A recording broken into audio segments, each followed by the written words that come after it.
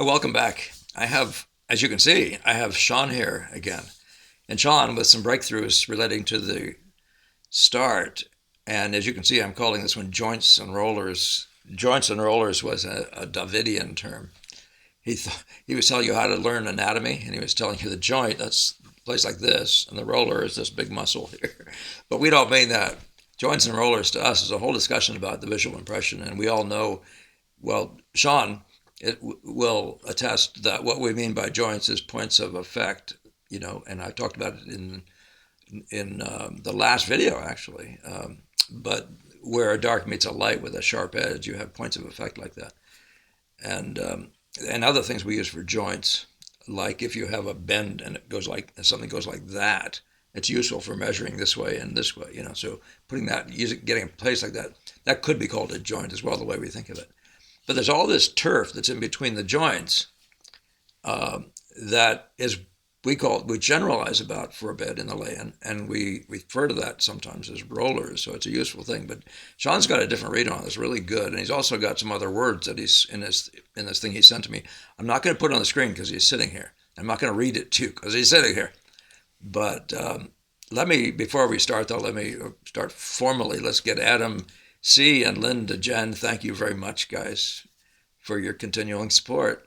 We definitely need it. All we can get, all you guys out there who haven't supported yet. I mean, as I said, I don't take money for this. It's all entirely for the support of the process, of the video making.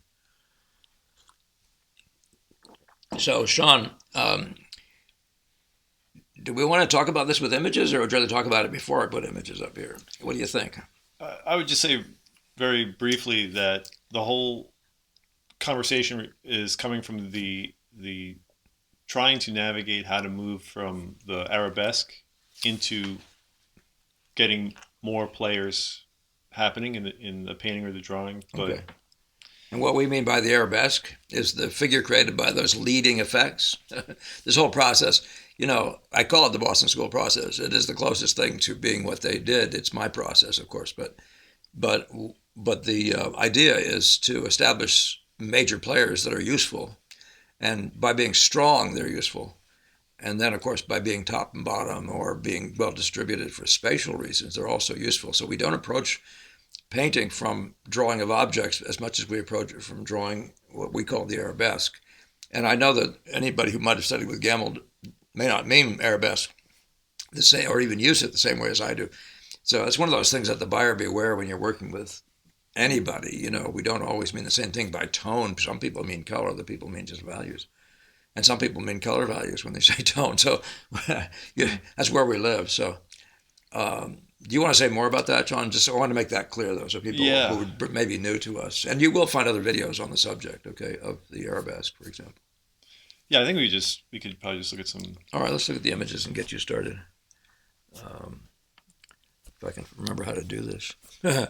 So these are your cast drawings, and you've got circles on them, I see. Yeah. Yeah. You didn't show the original shot, so it doesn't make any difference in one sense. But it might be interesting in seeing what you were looking at to see why you would even think those sorts of thoughts. But you can tell it here. This is a pretty well developed drawing. Yeah, I mean, the problem or the situation I've been trying to work through is, starting from leading effects and we're floating them. Right. And I had just been stuck or kind of turning it into that 1, 2, 3 method of going from one effect to the next, and then just continuing. Sort of counting up the effects. Yeah. And so what we mean by effects, by the way, I mean, I should have you say it, Shawn, but we're talking about spots that have high contrast, things like this over here. And some of them, you're trying to get the lowest point and the highest point, so whatever effect is there, but they're not leading effects in one sense. Yeah. They're spatially adjusted. But you can see in any given area, there's a lot of stuff that might be lost, and that's the opposite of what we mean by an effect. There's no useful effect there. It doesn't give you a contrast. This one gives you a contrast, something you could actually use to locate things with. That will be easy to plumb with something, say, there, etc. And that was in the class, by the way, of one of these effects. So keep talking. And by the way, Shawn, feel free to use the arrows. Sure. the arrow there if you, as you're inclined to. So I think what would typically happen is I would float these effects around and start. Then I would jump over to, let's say, the shadow line, and what would happen is I would end up with a big white hole right here. I mean, just pure white Just paper. pure white because I didn't want to. There wasn't a strong effect and whatever, and it would. In the sense of dark meets light makes it a sharp contrast effect. Yeah. Thank you. and it always became a little problematic for me because there is something there, and when I would squint down, It would still be there. it'd still be there, but I would tell myself, don't do anything because you're good, you don't belong there yet. But something needed to be there, and this was the first drawing where what I did was I just started to indicate the rolling of the turning of the form, moving away from here from this highlight, Right. and moving this way, without really jumping to an effect, just to get the presence that happens here when I blur down. Yeah. And So that's a really big deal for the first place, because when we're talking about projection to your eye in that Leonardo kind of a sense, it would include something like that. And Ang specifically tells you to include things like that. He talks about that, a spot like that, as being key to helping, or being one of those things we can call key. yeah, Good. Yeah, Good. and so that's why I had this circled here. But over here, the first attempt that I had made at this passage, I was hopping from effect to effect to effect because it was such a busy area. Right. And you had taken a look, given me a fresh eye, and pointed out that it had a piecemeal feel to it. And so when I went back, I started to look at the way I handled this area and try to get the grand form rolling across here first. And again, like that for me, I was thinking, should I be doing this? Am I creating, doubting myself? Am I creating issues here that are going to happen because I'm not jumping from effect to effect? But Right. looking at that that next painting that the image we're going to look at, Yeah. it helped me kind of confirm some of these ideas for myself, Yeah. seeing how you handled the figure in that image. But Well, I'm really pleased that first of all, you used the word grand. That's a good word, and I don't use it typically, but it's a really good word. It doesn't, today we might mean, when we say grand, we mean what, glorious and whatever, and exotic even, grand. But grand in that one sense just means the larger one, like a grand hotel is just a huge hotel. yeah. And so when you're talking about the great forms, which is usually the word I use, the great forms, Oh yeah. we're talking about the egg of the head. But every passage has like your hand, I always talk about the ball of your hand. If you see it this way, that's a ball, or this way it's a cup, shall we say. If you follow that, then you're talking about the grand or the greater form, as opposed to 5 fingers, et cetera, Yeah. And the idea is, this is the Angian idea, are we going to approach this from the idea of a ball, or are we going to approach it by counting a lot of things and try to somehow get them all to come together into something? So that's an interesting one. So you had started by basically counting the fingers of the hair. Yeah. Yeah. Okay. Looking at this painting, and I remember we were looking in the studio the other day and seeing how you made a choice here, not to jump to a strong effect. Oh, right. It kind of made a connection there for me, and I mentioned before about the word imagination, and for so long I speaking about using different words and different. Yeah. I thought it was about like creativity, inventing, being fantasy or something. I don't know. And I started to realize for myself, and I'm interested to hear if it is exactly what you mean by it, but that it has a lot to do with how we envision more important or more relevant or significant things, and so being able to, I can see how it takes a level of imagination to envision this grand form without this detail in here, Right. and that is something where like it requires me to look at a figure or a still life or the cast and see beyond what is on the surface in a way. Or I don't know. Maybe that's not quite the right way to say process and method, are full of that kind of stuff.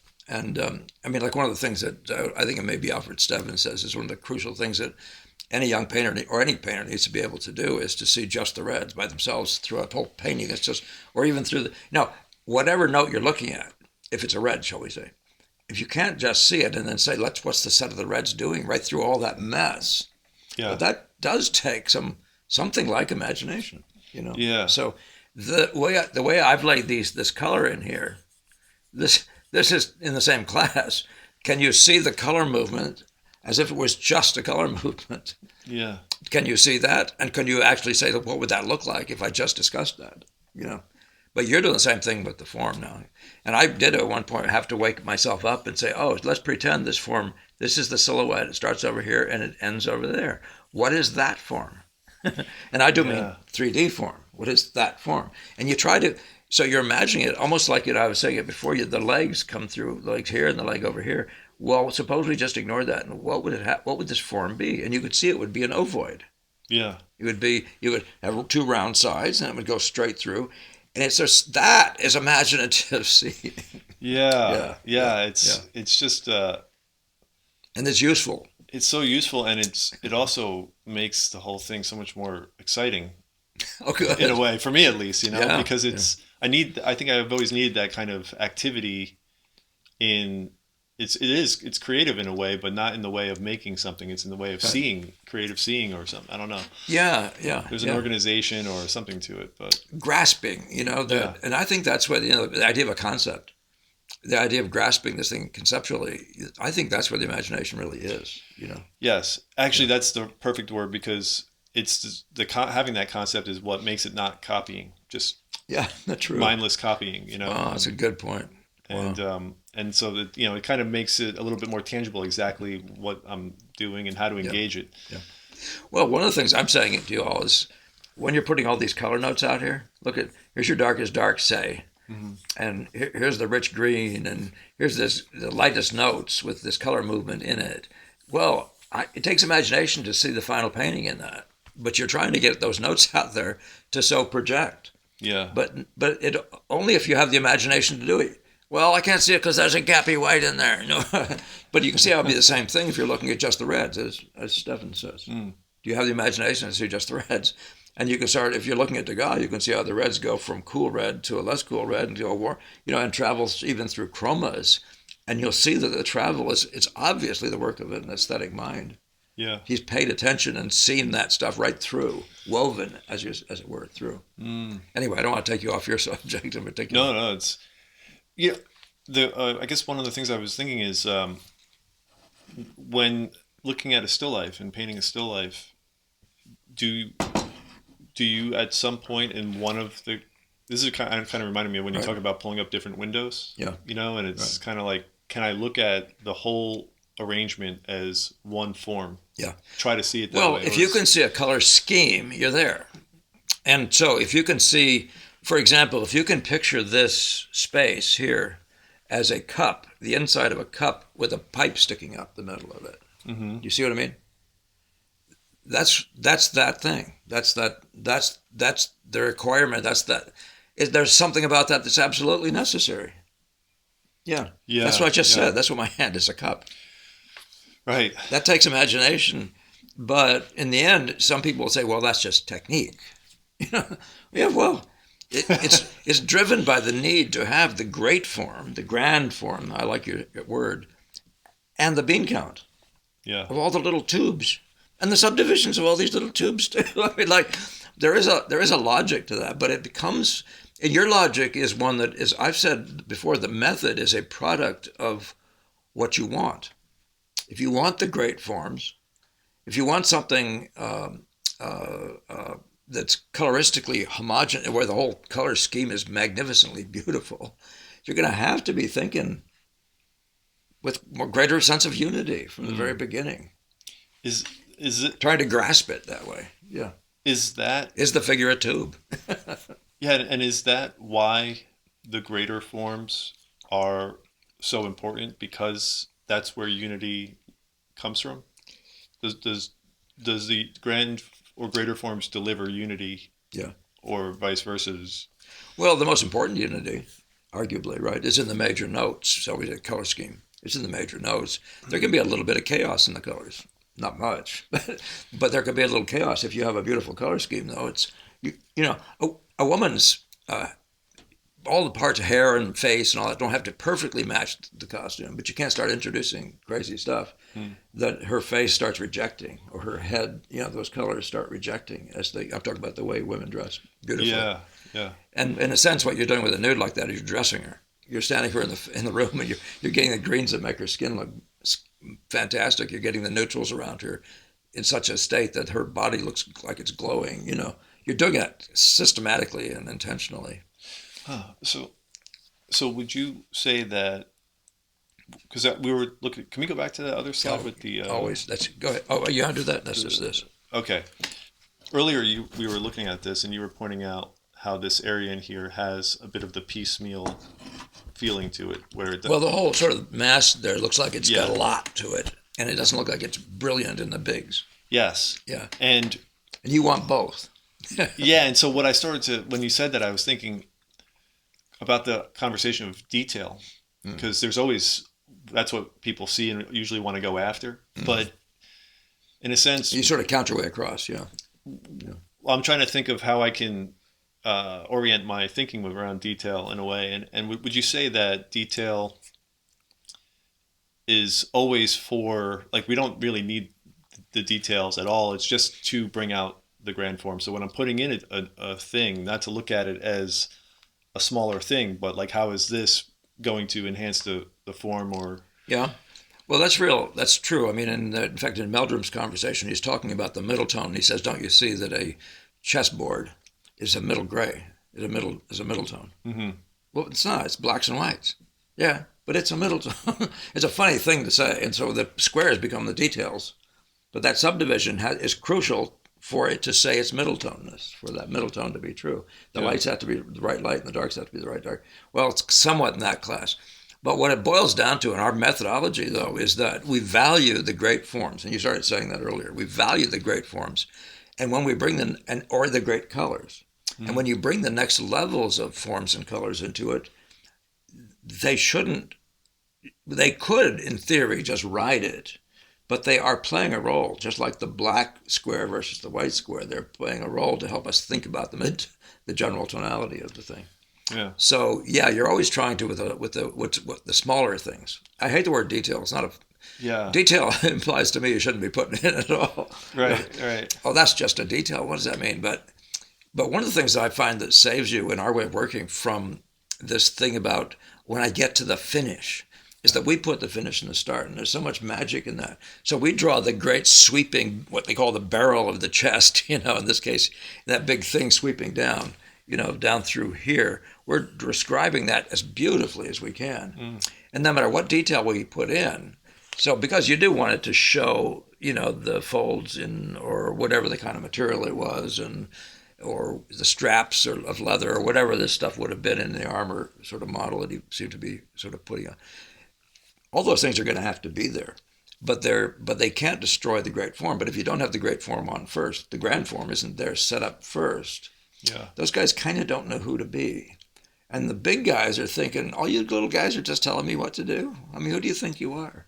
You know what I mean? Yeah, but there's kind of a thing. Yeah, it's such a situation there to really, because in one sense, when you talk about color first before drawing, and how drawing is like the teacher blowing the whistle, everybody line up, and it brings all that. Yeah, it's the cop on the block. Yeah. Well, it brings all this structure and order, and all playtime's over. And sometimes I wonder if it's kind of like that with the rollers and the joints in a way, especially in drawing, where there's. Again, I want to say to you, though, John, while you're saying that, think about that for a second. But what Shawn is talking about is the need for the great egg, and this suggestion of that impression. This is an impressionist model. So the impression of that and the value of this projectively. Yeah. But simultaneously the power of this and the importance of these things. There's two separate bits in this game, the way we play it. Yeah. And it's distinctly a factor in the Boston School way of working, more so by far than in the Monet way of working. In fact, they set them up early and often. And I don't show you starts here, but it would have been maybe smart to do. But I show you my start, and it's got the same content. Yeah. But I just want people to say that again. So what we mean by the rollers is the great sweeping form, or whatever, and then everything else is in the way we operate is about points of event where dark meets light and makes a shape, especially a useful point, like something like that would form the lowest point in the picture. Yeah. Or something that'll form a width or something, whatever. These things are good for measuring with, Right. So that's as long as people know what he's talking about. Keep going now, Shawn. Yeah, well, that's the thing is, for me personally, I love form so much that I could just, for me, it's like playtime, Yeah. Just getting those forms to really present as they do. But the joints of certain areas, sometimes it's almost, because it's such a spatial locating thing, it takes me into this totally other mindset where now I'm trying to locate this thing and put it in the right place, and I lose my connection to the form in that area, and so I see why it would be important to have it first. Yeah, so one of the things that happened to me was and I think that people have probably heard this conversation, I know you have, but it's about the Fetchin experience. The Fetchin is a painter in Taos, someplace, New Mexico, Russian born and educated partly. But I looked at his drawings, and his early ones were line drawings noodled up. His later ones were form, with line finding its way through the form. And that was the wake up for me that the world is both and. So sometimes it's better to approach it from the great sweeping forms, like when I lay this blob in, well, let's see if I did it on here. But when I lay these blobs in, like when I do this, like if I took a portrait, I would put it in rather like that. That's a great form. Or this thing is the great tube in here. You know? Now, this is just a big color movement first. It hasn't got that going on. And we didn't put in the middle ones where it shows this thing starting to round up. But I do this rounding up thing before I bring that edge typically. Now, you're talking about this is the effect. This is that place where we're trying to find something we can use to measure with. And we don't have much of one down here. We're starting to head toward one. But we haven't found it yet until we bring a dark against a light with a specific shape and edge, so it has the look of that part. But you can see that my orientation here is to blow on in a Fetchin-like way. People may not understand that if they haven't studied him a little bit, but he's got a very exquisite line quality, a great sense of form. But so I find that in paint, color movements, they live nicely in these big rolling forms. This is what we just talked about, I think, the last video. They live beautifully in there. They give you lots of time to analyze and think through and move the colors and explore the colors and the great color movements before little noisy eyes and nose and ears start intruding. So it's a big deal to say we can do these great sweeping. So my typical thing is not to paint a mass like this flat very long. That can be flat, or something like this would be flat for a long time. But this thing should be forming very soon, because there's this whole body of values that's sitting in this color mass, and they aren't going to be the right colors if they aren't also the right values. Well, I'm just saying but that's a way of generalizing, and then you come in through the back door to the drawing. And you've heard me say it's the Wyatt Earp thing, I think Wyatt Earp was the guy who said, why would I have a gunfight on the street when I can sneak around the back of this guy, and do this safely?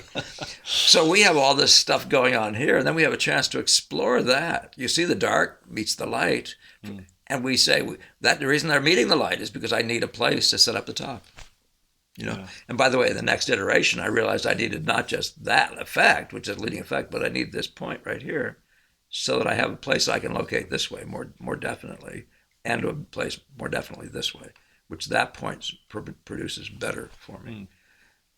You talk away. Well, it's just, as you're saying that, I'm thinking about how much all the horses kind of conversation that there's so... for me, for a while, I was just like, okay, I'm doing color, just color, and a lot of horses in color. And and it's like, couldn't even handle that, and it's like, but as I continue to work, I start to realize like certain things become a bit more, I don't want to say automatic, but they're more manageable, and I can think about other things simultaneously,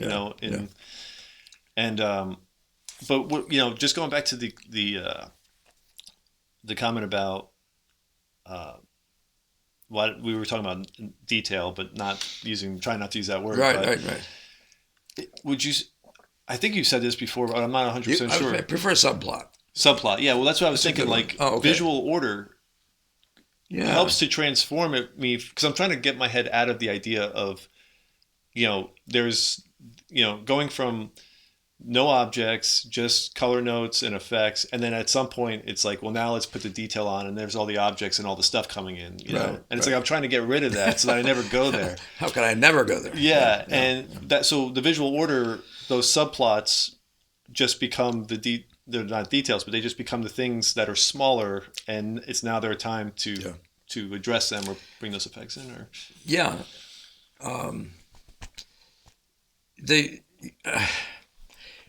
I bring up the fractals idea, which there's this illustration that they use in a book that I was reading on the subject. But there was an image of a paisley. And the entire image was made out of little paisleys that went all the way around. And each little paisley is made out of little paisleys. Yeah. And the teeniest paisleys are made out of little paisleys. Well, it's like what you're saying. So they're great forms, and they have to be true and good, and then the subforms. So we talk about not just the visual order meaning punch and power. That's a big deal. But we're talking about the majors to the minors. So it's the great forms to minor forms. And it's the great color movements. You can see that this is not an impressionist torso. It's getting more so here. You can see all of a sudden we're getting blues and all sorts of fun stuff. Over here, we're just talking big sweeps of grand colors. She's basically gold, and all of a sudden she's a gold that's made out of blues and things.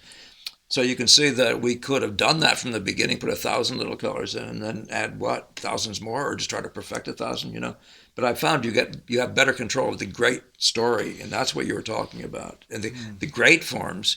And you're really right saying that it really matters more that her forms are beautiful than that she has a lot of them. But the big forms are beautiful. And that's one of those things I was picking. I have always historically picked a little teeny bit on Bouguereau, who I like. Make sure everybody understands me saying that. Yeah. But Leighton has a greater sense of the great forms and stops before he starts getting into the skin. But there's a fascination with the skin that Bouguereau has that sometimes subverts the big forms, and he lives in this place where he doesn't want to lose those happy little movements. And you can see an impressionist being the same way, trying to show every little color like he's showing off or something. And I don't mean that about Bouguereau or anything, but I mean it's like that almost, that you can't let go of the little ones. Yeah. For the greater cause. And what I found, because of neural exhaustion, is if you can get the great game going, the great color scheme, you win. And you've already won. Now, subplot, that's wonderful. So how long is the movie going to be? Is it going to be a 4-hour movie, a 6-hour movie? We may not have time for all this stuff. Are we going to win in the first hour and a half? Well, in some sense, you're really trying to win fast. You're trying to get, and I say fast, it's a funny thing, but if you think of a movie, that's about the length, the span of a painting start, the way we try to do it. You sit there and watch the entire movie. Can you get your mind around, can you get to this point here in that period of time? Wow. Because this is now a truly well-finished start. Yeah. And by the way, that's probably 9 hours or something. That was not done in 2 or 3 hours. Yeah. Okay, so I'm not pretending it was. But even if you just got to this point in that period of time, what you're trying to do is establish the major forms, the big color scheme, the great value tonality. The sense of the light of that room is the general tonality discussion. The atmosphere there, it's whatever it is, but it's big. So that's where you're exactly the way I think about it is the detail is like this. What does it even mean? So what most people mean by it is, well, there are cracks in my fingernails. Yeah. And there are little marks of white on my fingernails. But the fingernails, well, if you're visual, the fingernails are nothing either. Yeah. And neither are the fingers because we're after the ball. And neither is the ball because we're after the two, Yeah. And it's just it's a model. I'm saying it really does, I hope, get across a little bit of the methodology that's involved here. But your thing is it's both and. That's what I really love about what you just woke up to. Yeah. Because how can you get yourself into a world where this great sweeping ball is happening and where's the drawing? Oh, no. Yeah. That too? Yeah. So we're talking about what drawing, though? That's where you see how crucial it is to actually have meaningful, specific, articulate drawing. At the very beginning, it's not particularly so. And Yeah. that's where you got to relax yourself a little bit and just start getting your head around what's going to make that happen and so on. Mm.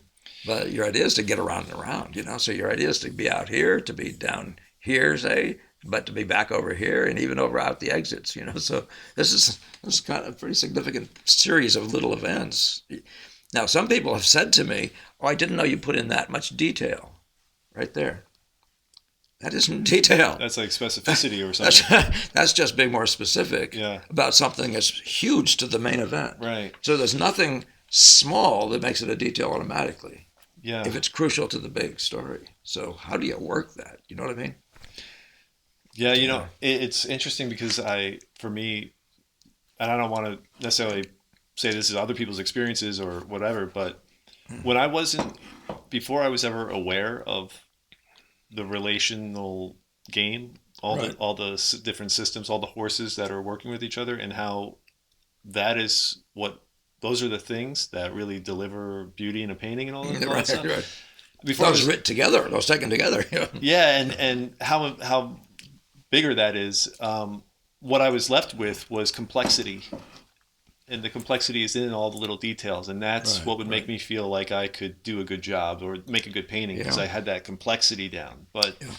it never really ever delivers as much visually as these Yeah. bigger things. Yeah. Well, that's why there's something about the Boston School that there's an insistence in the work of the men of the Boston School on the idea writ big. They don't have much pleasure Hmm. in what you call noodling, and I mean that in the sense of making a photographic likeness. The likeness couldn't be any more beautiful or true in all these major ways, but it's not about some showing off some skill at doing little stuff. This reminds me of that story, which I don't know if you've heard, but there was one that I picked up, and I might have got it directly from somebody. I'm trying to remember, but it's about a master, equestrian master, who's one of his students came with her girlfriend and wanted him to show his stuff. She wanted him to show what mastery looked like, and the master said, "No, you don't want to see, you know." And he said, but he said, I got this guy, and he brought his best rider over, and he said, now, show these people some riding, and so this guy did some stuff. He jumped, Yeah. whatever it was, and he showed off his stuff, and but the young woman said, no, he really wanted to see you. So he said, well, all right, and he backed his horse up one step, and walked him forward again. Oh, yeah. Yeah. You know, it isn't in the bean count and the thousand little things and the showing off of and all that stuff. It's whether or not the thing writ big is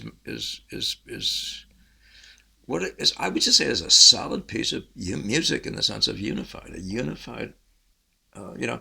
And so right from the beginning, these major things that encompass a painting are trying to get into the discussion together.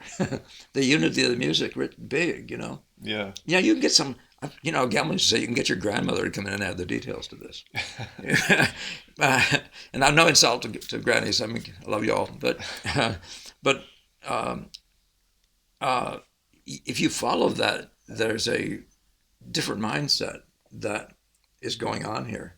By the way, any granny can't come in and do that because she'll wreck. The person who doesn't understand the bigger roles, and you yourself will destroy the greater. Because I'm the guy that's done that, and it's this thing that makes you most dissatisfied with your methods when you find yourself now saying, oh, "Okay, now I can just turn it into a photograph," and all of a sudden you're done. It's a photograph. What was that? What just happened? Degas said that's not the point. The point is harmony. Yeah.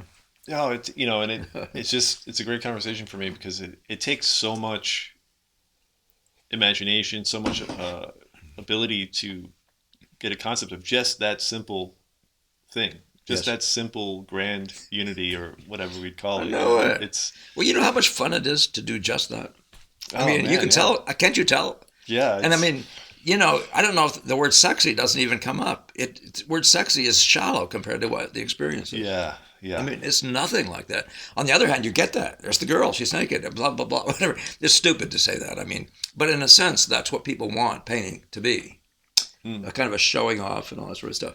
But in fact, what you want it to be an investment in music. And, and it's got to be, that's why I don't understand people who paint without color schemes. I don't understand the mindset of somebody who would say, well, the notes are good and they're in the right place, so who cares how loud they are? Yeah. It's a kind of funny stuff, Yeah.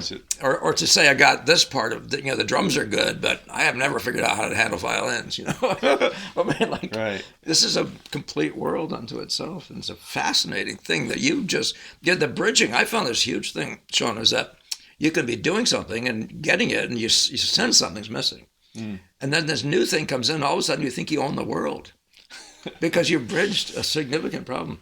And what I found was there's a series of these events that go on in your life, and until all the, I guess it's like bridges almost in the sense of if you're talking about a molecule or something, all those connections have to be there for the molecule to be the whole thing. Yeah. I'm talking about that school model, the chemistry class model. Sure. But it'll come. But that's why I say I wanted you to be here, because this is extremely exciting to see how there's a thing, joints and rollers is a thing, and we can't nail one of them. But at the same time, you have to master each one. So you have to play with it enough to know what the heck it is and what it's good for. Then you have to know its role and a timing thing. Why timing is the everything thing. Yeah, timing. Yeah. Oh, it's exciting. Yeah, it's exciting for me. Do you have last thoughts about it, Shawn? I mean, ways it's going to, what you're thinking going forward and stuff like that. I mean, have you already sort of sorted how it's going to change some of what you're doing? I mean, because you're going around finding all these points. Yeah. And it's a real thing that I try to get people to go around through the painting and set up what I call the Arabesque, which is I call it sending out scouts. You're sending out a few things and you're starting to wonder about the placement of the grand thing, but the grand thing is best expressed by just a handful of a few points. And you can begin to see where it's locating and all that stuff. And I try to be very specific about it. But I call it sending out the scouts, there's no question. But then what most people do is they keep sending out scouts like that was the war, But I mean, so maybe I'm leading here. But no, I mean, the thought that came to my mind is actually with playing chess. And how like when you're learning how to play chess, you're learning the pawns, but you got the rook over there. And then one day you learn what the rook does, right, but you don't know how to use it. And so you just keep using your pawns, and then you might, and so it's just helping me to understand, to have the permission, to give myself the permission to, and this is something you said the other day that really helped, I think, just perfect timing when you're talking about having fun, playing, not just thinking all the time, and letting yourself be the beast or the animal or something. I don't know how you put it. Oh yeah. You're an animal before you're a man. Yeah. And so the wild stallion moment. Yeah, giving myself the permission to try things, but not mindlessly. Like, I understand that I have these different horses, and understanding better what they are, and then how to use them, how to start kind of integrating them simultaneously into the process of whatever this whole thing is, and to use them as ways of introducing more data. And it's very happening. It's very alive in the moment. Like when I'm, it's the way it's feeling for me. And so that's so crucial to get there to where you're acting, but you're not getting in the way of your acting, but you're still there mentally. So you can assess it. Yeah. There's this whole being both people at once sort of thing. Yeah. But So not exactly at once. Yeah. So, I mean, I think that's kind of how it's, I have a lot of moments where I'm just imagining painting. I don't even know what it is, but I'm just imagining what I'm doing or something, and seeing myself kind of getting form effects and joint effects and different things, and how that would. So I think in general, that's, I don't even know if I'm answering the question. I forgot what it was. No, no, it's just, you did. I mean, it's like, how's it going to work out? I mean, what are you already projecting as a way of that's going to change it? One of the things that is so crucial, though, that I will just repeat for the sake of anybody watching, maybe who hasn't even watched one of these videos before, it's the crucial thing about naming the pigs. That's an old expression. That was a German. Somebody said it was a German expression. It's probably in every nation, but you got to name the pigs. Is the expression. You got to name the pigs. So what we're talking about is, like, when I say effects, what do people even mean? Why would I even talk about those? well, who talks about effects? Did Michelangelo talk about effects? I know what effects. Well, who talks anyway? But Yeah. but so everybody who has a way of working has a construct, and they're crucial words, and they have meaning to the process. And but nature itself has visual data, and if you don't accept that the world is a visual thing first, you might be naming the wrong pig. So somebody would say you need to learn the anatomy of noses. That's not one of the pigs we're talking about. Our game is limited to color values. That's a fascinating thing. It's color values and what happens when they meet each other. But there's so much already encompassed in that why would I want to start thinking about the anatomy of a pig's tail or something like that? Yeah. Speaking of naming pigs. But you see what I'm saying? But this is just a fascinating thing. So if you're naming pigs and you think, and Gamble said to me at one point, I was shocked actually by it. He said, yeah, I should have shown you that trick about making noses. Well, I felt bad because he hadn't told me the trick about making noses. And I thought to myself, do I want tricks about making noses? Yeah. No, because what? Then I have to learn a trick about making ears. I mean, why didn't, all these tricks? Yeah. But no. What we're trying to say is don't you understand the phonics of this thing. This is just sound, or this is just sight. This is just color values. And what is the play of color values all about? That's the naive eye. And then you get into this place where you start thinking, well, there's this and there's this, and how do they even go together? Yeah. And that, to me, that's the cool thing about this, and why it's joints and rollers is such an exciting thing, because you're now not little boy blue in kindergarten. Yeah. Well, and I don't mean to say anything because you do a lot of stuff. I mean, you're not stupid. You're not unsophisticated. But I sometimes do that because it's so much. It's really more about who I found myself being than it's ever about you guys. Yeah. But this thing you wake up and you say, "Will I ever wake up? Will I ever get out of kindergarten?" I know. Yeah. And it's not. It's way more amusing in some ways once you've been there and done that and have had a good laugh at yourself.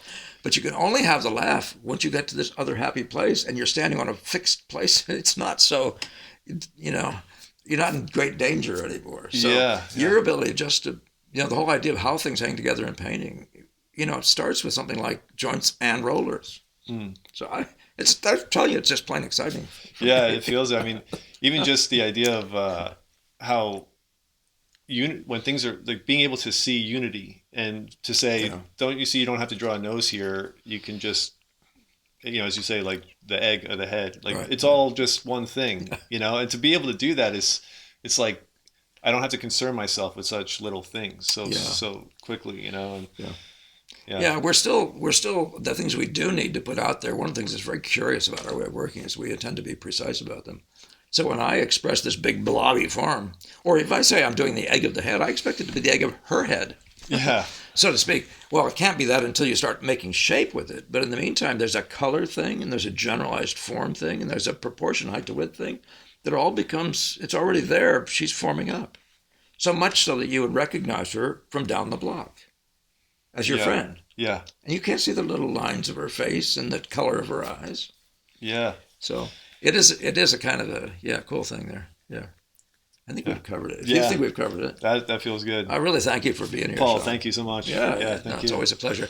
I hope you all enjoyed that as much as we did. Yeah. We're not supposed to be doing. We're supposed to be good for those guys. I forget that I'm even, That's what we need, though. That's what we need to have happen. The one thing I didn't do, and Mr. Producer will not be happy with me about this, is to say we're doing a workshop in London. And I want you to know about that. So take a look. I'd love to see more of you there. I think we have the number. We have the beginning number, so it looks like we're fixed. We're going to be there. And we do want to fill it out because that makes it possible for us to do a few things better than we otherwise can do. So the more that can come, the better. I think we're out of here. Thank you all for your sharing, liking, subscribing. We're almost on this 18,000 level. I'd really love to see us get there one of these days soon. That would be really exciting.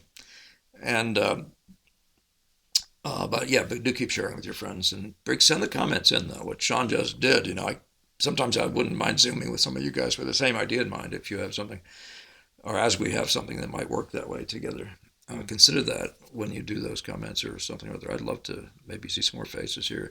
That last one I did, I was saying, wouldn't it be nice to have the follow-up now? I got to this point and I said, now, did you have further questions or how could I make it clearer? in any case, I do thank Shawn and thank you all.